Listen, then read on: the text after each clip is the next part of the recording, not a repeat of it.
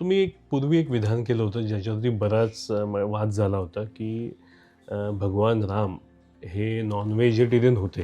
ठीक आहे, अशा आता तो झाला, तो पद्धतीचं वाद संपला. पण त्याचं हे काही सायंटिफिक रिझनिंग होतं आपल्याकडे सायंटिफिक रिझनिंग म्हणजे पुस्तकात लिहिलेलं आहे.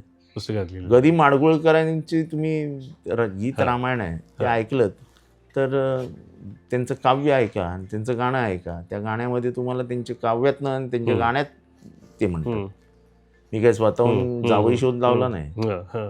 तुम्ही आज तुमचे हे माझं चालू असताना तुम्ही गीत रामायण जे त्यांचं आहे जे सुधीर फडकेंनी गायलंय आणि गदी माडगुळकरांनी लिहिलं आहे त्याच्यातलं ते दोघं भाऊ जेव्हा जातात तेव्हा जाताना ते जेव्हा एका डोंगरावर जातात आणि जंगलात जातात ते जे कडवं आहे गीत रामायणातलं ते ऐका. त्याच्यात त्या काव्यात गदी माडगुळकर काय म्हणतात हे लोकांना ऐकवा.